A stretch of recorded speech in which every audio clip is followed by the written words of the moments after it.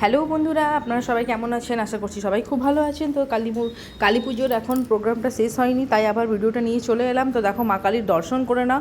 আমার মা বাড়ির মা কালীর সকালবেলা, কালী পুজোর পরের দিনে সকালবেলা আবার পুজো হচ্ছিলো।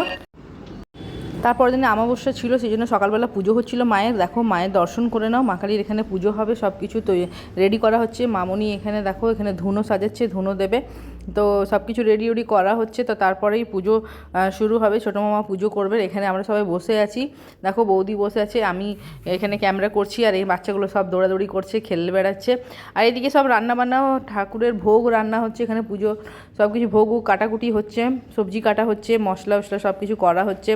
দেখো, এখানে সব সবজি কেটে রাখা আছে, এগুলো সব খিচুড়িতে দেওয়া হবে। খিচুড়ি আর পাঁঠার মাংস হবে, তার সাথে পাঁপড় হবে, চাটনি হবে। তো এইগুলো সব রান্না হবে।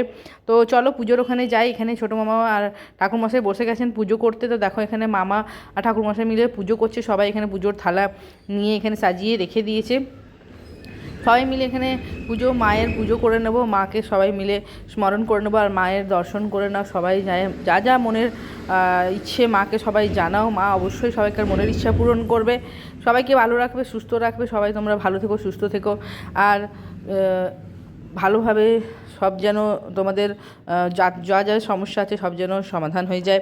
সব মায়ের কাছে প্রার্থনা করো। তো দেখো, এখানে মায়ের পুজো শেষ, সেদিনেই আমরা তারপরের দিনে আমরা চলে যাব। তো চলো প্রসাদের ওখানে যাই, প্রসাদ খেয়ে নিই।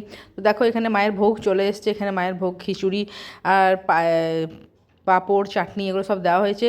আমরা সবাই এখানে বসে গেছি, সবাই খেতে। মামিমা, আমি, মেয়ে, সবাই এখানে আরও অনেকে আছে, সবাই বসে গেছি।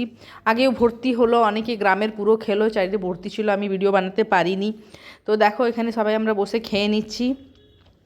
খাওয়া দাওয়া করে এখানে মাটন মানে পাঁঠার মাংসটা দেরি করে আনলো, তাই ওটা আমি রেকর্ড করতে পারিনি।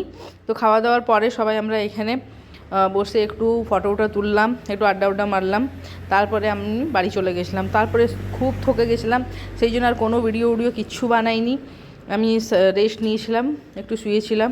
তো এখানে মায়ের প্রসাদ আমরা খেয়ে নিলাম, সব মন্দিরের পাশে বসে এখানে সবাই বসে মায়ের প্রসাদ খেয়ে নিলাম।